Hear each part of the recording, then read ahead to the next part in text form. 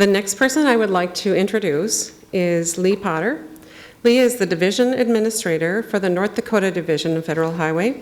I started in July here, and I spent a couple decades in Wyoming.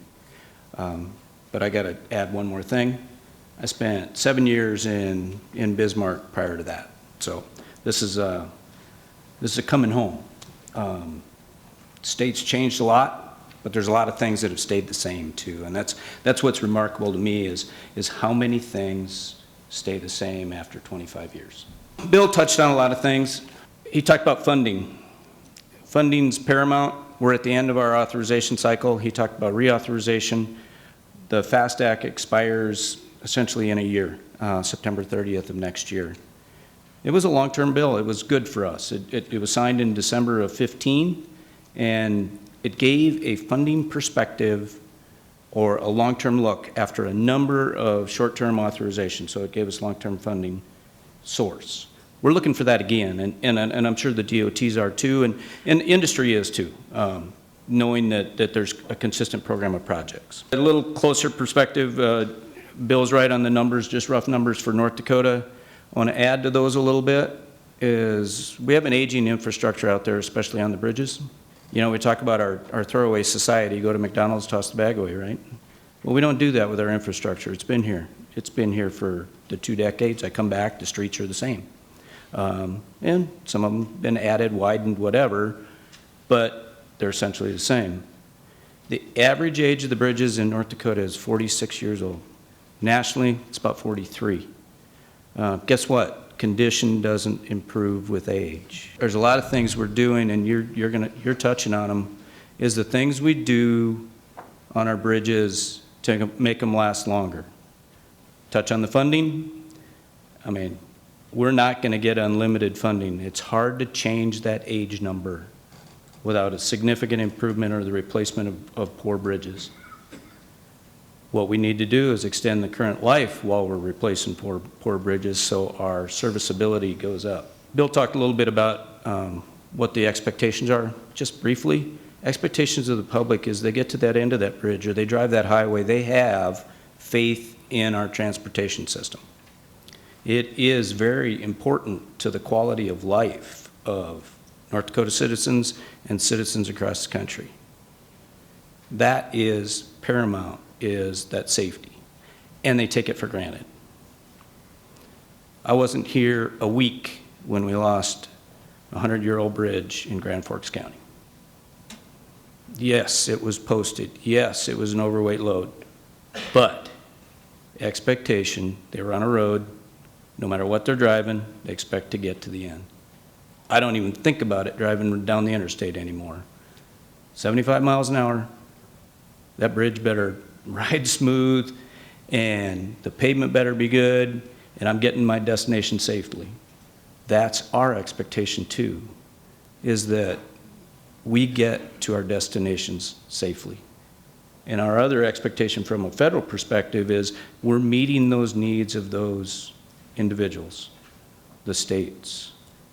And we want to work with our partner. Our unique partnership between Federal Highway and state DOTs and locals is that Federal Highway doesn't own any of that infrastructure. It's all owned by the states and the locals. They rely on the funding to help them meet those same expectations of their citizenry. That age, that management techniques, we're trying to do everything we can with all the new technologies to extend the current infrastructure. Some things just require replacement.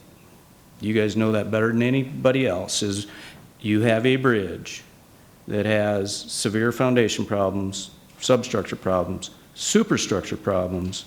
Strengthening only goes so far. Substructure and superstructure repairs only go so far. So we need to look at those bridges that are in that fair category. We need to try to improve the bridges that are in a poor category to fair. Well, probably very tough to get them to good, or at least good for a long time. But we take them to the fair and we put them there. We keep them there as long as we can. What we have as a nation right now is an inventory that is growing in that fair category. Right now, the numbers in the last 10 years probably fairly flat, at least for North Dakota, on the overall system, with a little blip, and I'll mention that here in a minute, is the condition of good is about the same. The condition of poor, actually gone down a little bit. Condition of fair has gotten bigger. The one little glitch is the age and condition of those interstate structures. They're all built at the same time, roughly. They're all coming due at the same time.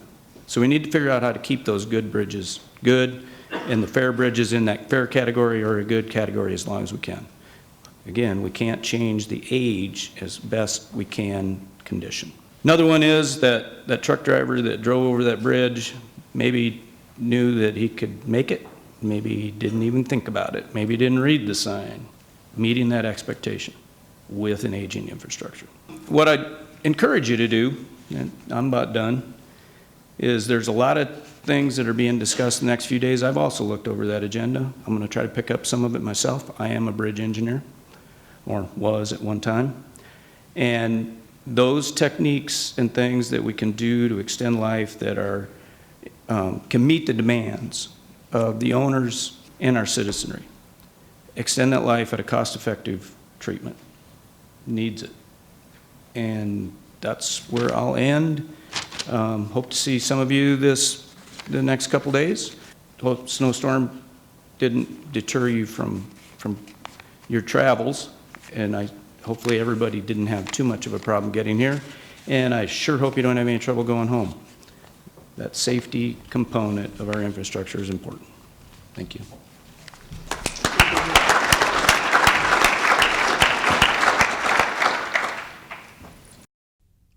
The preceding was produced by the National Center for Pavement Preservation. More information can be found on the web at pavementpreservation.org. Additional support provided by Michigan State University.